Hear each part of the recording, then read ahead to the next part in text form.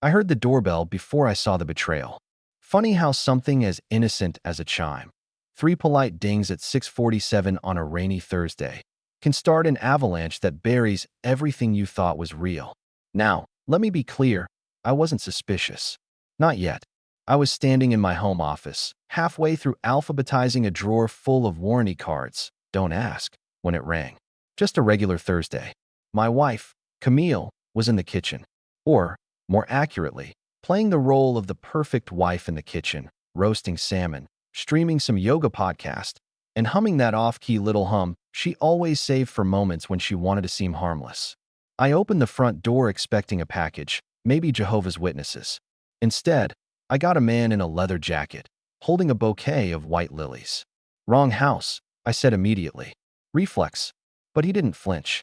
Just smiled. Big, confident, obnoxious. Tell Camille her yoga instructor says hi. My brain paused. Yoga? Who are you? I asked. Oh, sorry. Name's Jace. You know, hot yoga, Wednesdays and Fridays. He grinned like I'd just told a joke. Now, I'm not a jealous guy. Really, I'm not. I'm the kind of man who notices patterns, not panic attacks. And right then, I noticed this man knew my wife's schedule better than I did. He knew which days she went. Not that she went, which days. I closed the door. Calm. Quiet. Deadbolt clicked with a finality I didn't like. In the kitchen, she was setting the table, eyes wide and innocent. Who was it? She asked, without looking up. And that's when I knew. She hadn't heard the doorbell. Not from the kitchen. Not over the podcast and the oven fan. But she knew someone had come. I looked at her hands. Steady. Not surprised. Not even curious. Wrong address, I said. She nodded too quickly. Yeah, happens all the time around here. We lived in a cul-de-sac. Last house on the left. No one ever came by mistake. That night, I waited until she fell asleep. Then I opened her laptop. No snooping required. The password was still my birthday, like a sick little joke from a woman who used to swear she'd never forget it. I didn't need to dig far. An email draft, unsent but saved. I don't know how much longer I can keep pretending. He's too smart. It's only a matter of time. She meant me. I was the too smart. And that's when I smiled. Because she was right. It was only a matter of time. She just didn't know whose time was about to run out. The next morning, Camille acted like nothing happened. She made pancakes. Even added blueberries like it was 2014 again and we were still in love, or at least in sync. She leaned over the counter, hair tucked perfectly behind one ear, and said, "Don't forget, I'm heading to yoga tonight." I sipped my coffee. "Of course," I said, smiling. In chess, they call this phase development. Pieces moving into position. No threats yet, just potential. My wife. She thought she was moving rooks. She didn't see I'd already castled. That afternoon, I made 3 stops. My buddy Grant, private investigator, retired Navy intel, owed me a favor.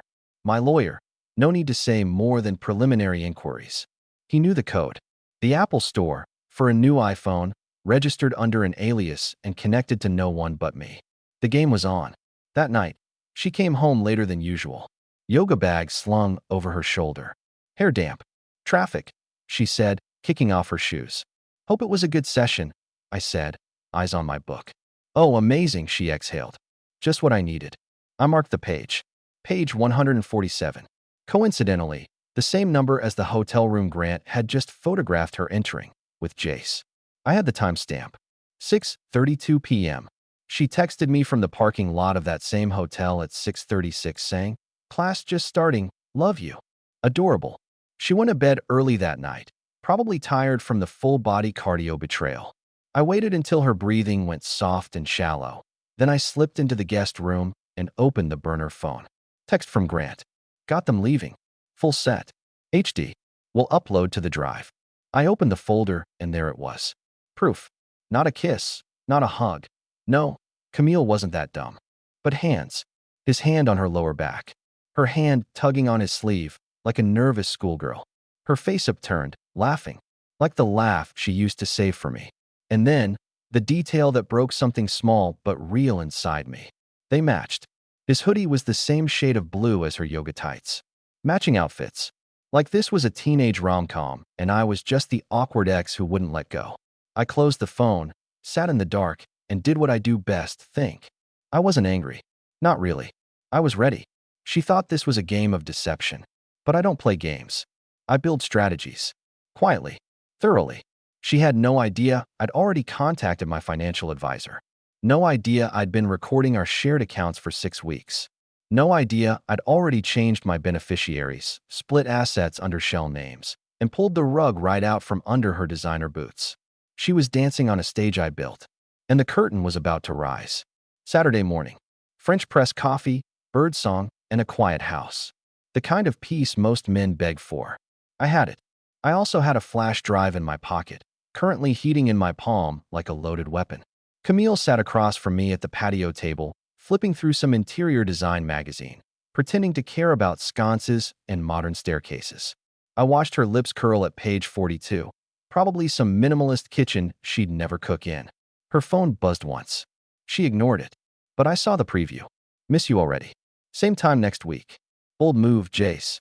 I leaned back and said casually, "Hey, you ever hear of the Archway Inn?" Her eyes did a little flicker thing. You know the one. The half-second shift between shock and denial. She said, like I'd just asked her the population of Estonia. It's near that yoga studio you like. Drove past it yesterday. Nice place. She blinked once. Twice. Yeah, I've seen it. Never been. Right. That was the first lie of the morning. We had 4 more to go. By Monday, I had everything I needed. A folder of photos. Audio from her car, courtesy of a tiny recorder Grant planted under her seat. A signed financial affidavit. She thought it was a joint refinance agreement. It wasn't. She walked into the kitchen wearing one of those "I'm a cool wife" tank tops. Said, "Babe, we should do a weekend in Napa. Just us. Just us." Imagine inviting the person you're betraying on a wine tasting trip. The irony was so thick, I almost choked on my toast. Yeah, I said. We should celebrate. What are we celebrating? I smiled. Truth. I waited until Thursday. Dinner at home. Her favorite. Pesto pasta, the fancy olive oil, candles, a bottle of red. She walked in wearing perfume I didn't recognize and earrings she hadn't worn since our honeymoon. I let her finish her first glass of wine. Then I reached into my jacket, pulled out the flash drive, and set it beside her fork. What's this? She asked, fingers already curling around it like she knew. Just a little home video. You made a video? She said, confused. No.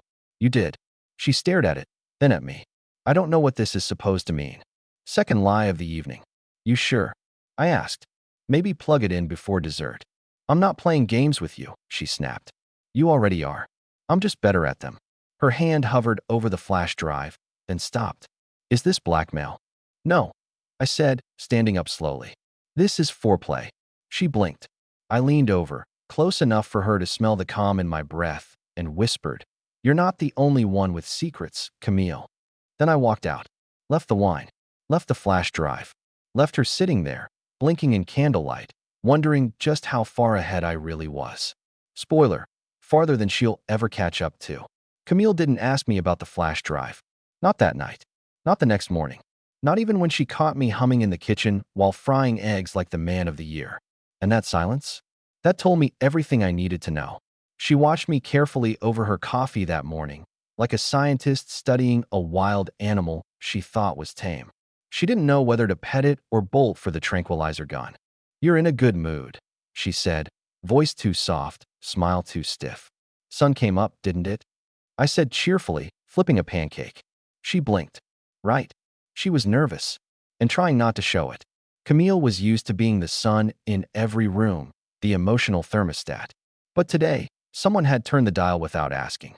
She fiddled with her phone, hiding the screen like a teenager caught texting under the dinner table. I knew she was trying to reach Jace. Knew she'd wait until I was in the shower or on a call before she made her move. But here's the thing. Camille didn't realize that by trying to control the chaos, she was confirming everything I'd already suspected. By noon, she had texted him twice. Once to ask if they could lay low for a while. Once to say he might know something. Of course, she didn't realize the burner phone sitting in my desk drawer had full access to her cloud backups. So I saw it all. The next night, I made reservations. Cielo, I said casually at dinner, poking at my salad. That Italian rooftop place you like. Her eyes lit up, reflexively. Really? Friday at 8. Just you and me. I saw the flicker of panic. Her eyes darted slightly. calculating whether that interfered with her secret rendezvous. But she recovered quickly. Sounds romantic, she said. I'll wear something red. You always do, I said, with a little grin. Friday arrived, and so did Camille, dressed in that slinky red dress she kept for anniversaries and apologies. She spent 2 hours getting ready. I watched her in the mirror, adjusting her necklace, second-guessing her lipstick. Not out of vanity, out of fear. Cielo was candlelit, just loud enough to keep secrets. Perfect. We ordered wine. I toasted to new beginnings. She hesitated. You mean us? I sipped. Sure. Us. And honesty. And clean slates. She set her glass down, the clink just a little too loud. Are you trying to tell me something, Logan? Actually, I said, leaning forward. I was hoping you might tell me something. Her jaw tightened. I saw your location history, Camille. She froze. Mid-breath. What? On your phone. Cloud backup. Archway Inn. 3 visits in the last 6 weeks. That's not yoga, I said, tilting my head. Unless Downward Dog now comes with a minibar. She went pale, then red, then pale again. Her fingers curled into the napkin like she was trying to wring truth out of linen. Are you spying on me? I'm observing you, I said evenly. There's a difference. A pause. Then, in a tone so brittle it could have snapped a wine glass. So what? You want to shame me? Get some sort of confession? Is this your revenge dinner? I leaned back and smiled. Camille, I'm not angry. She stared at me like I'd grown antlers. That's what's confusing you, right? You came in here expecting tears, shouting, maybe a public meltdown. But I'm just calm. Her voice dropped. Because you don't care anymore? Oh no, I said quietly. Because I've already moved on. And I watched her flinch. Not because I said I'd moved on, but because, for the first time, she believed it. When we got home, she marched to the bedroom and slammed the door. But slamming doors doesn't fix broken foundations. I went into my office, clicked open a folder labeled Exit Plan, and emailed a single file to my attorney. Prenup_activation_final.pdf. Camille had forgotten we signed one. Actually, no, she assumed I'd forgotten. And for years, it didn't matter. Until now. See, the prenup wasn't about money. It was about infidelity. Specifically, if one party engaged in it, they forfeited all joint assets acquired post-marriage, which, in our case, included the house, the cabin, and our little beachside investment property in Maine. She cheated. I had proof. Photos. Audio. Logs. She didn't just step out of our marriage. She stepped right out of ownership. I went to bed early that night. Slept like a saint.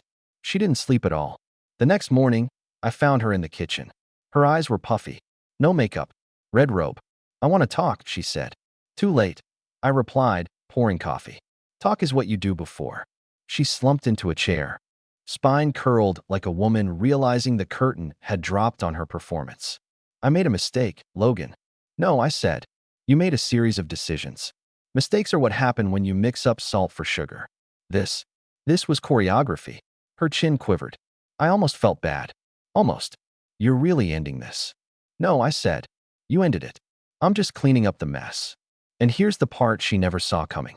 Later that day, I had the locks changed.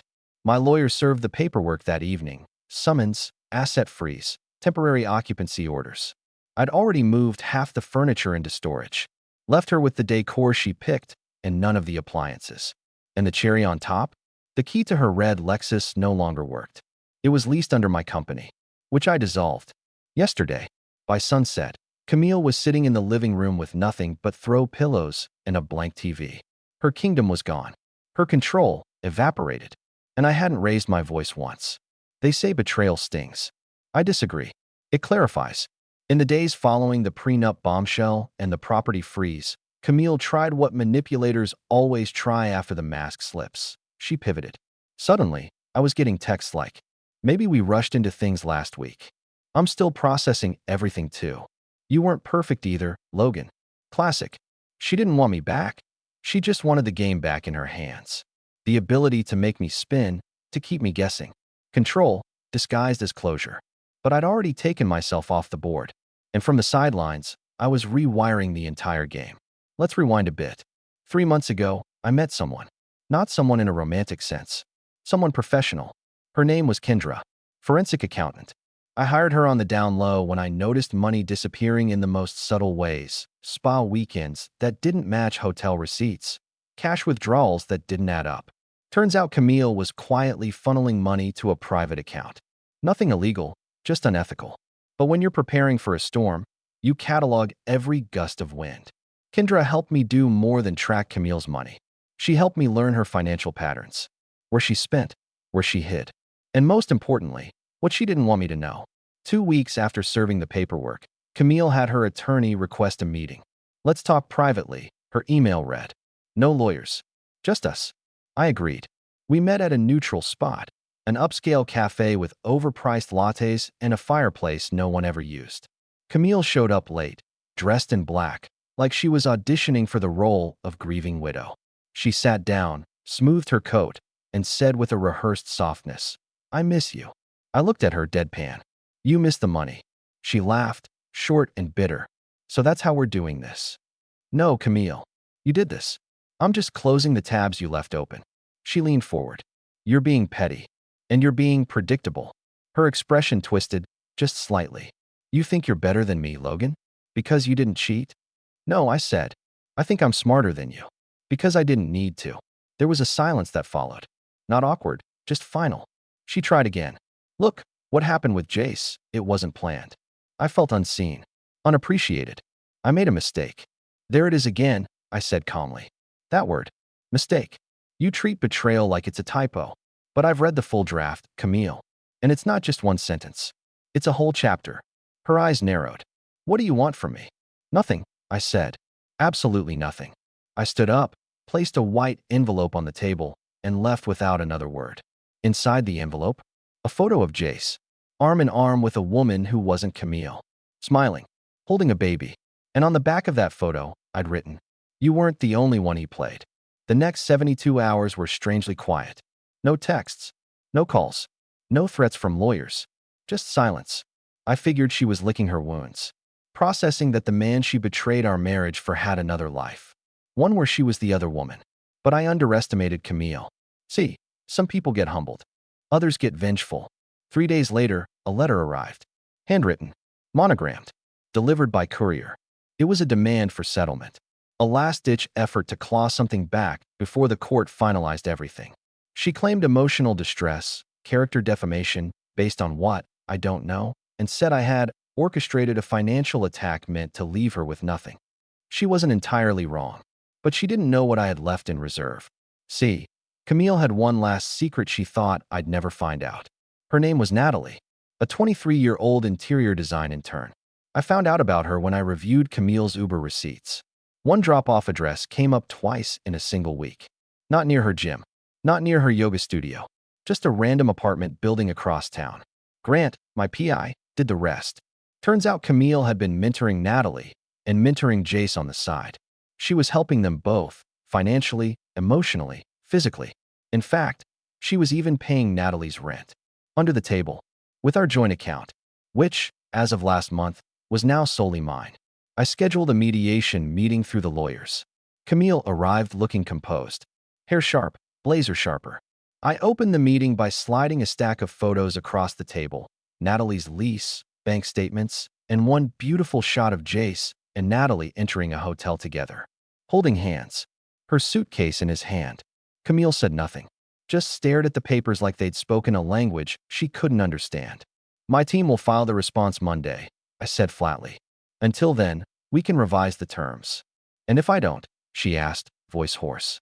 "Then we go public. Everything. Your affair, your shell accounts, your financial support of your replacement." She stared at me, breath short. "You wouldn't. You're not worth protecting anymore," I said. And that was it. She folded, agreed to the terms, walked out with her head down for the first time in the 15 years I'd known her. Later that night, I sat in the house she used to decorate obsessively. It was quiet now. Furniture gone. Walls bare. Echoes where lies used to live. Grant called me. "It's done," he said. "You're free." I didn't smile. Not because I was broken, but because I wasn't done. It started with the mail. Not the kind you expect. Not bills. Not credit card offers. Not even the sympathy card some people awkwardly send after a divorce, like your marriage died of natural causes. No, This was a letter from the Board of Architectural Ethics and Design. Camille was up for a local design award, some prestigious plaque that only mattered in circles that drank Chardonnay at noon. I remember how proud she was, how she practiced her speech in front of the mirror, how she added award nominated to her LinkedIn bio before the results came out. Turns out, someone had sent an anonymous envelope to the board with attachments. The screenshots of her private fund transfers to Natalie, records showing misuse of joint marital funds, a statement claiming she exploited a mentorship for personal entanglement. And that envelope? It just happened to have a copy of her application inside, with a highlighted section that read, "Upholds integrity in both personal and professional relationships." They suspended her from the award process pending internal review. Camille called me. I didn't answer. See, Camille always thought she could lose love and still keep her reputation. But betrayal doesn't live in a vacuum. It has an odor, and sooner or later, everyone smells it. She went from being the darling of her industry to the woman people whispered about in hallways. That's what happens when the image shatters. And I wasn't even done. A week later, I had dinner with a friend of hers. Correction, our friend originally. But in divorces, friends choose sides.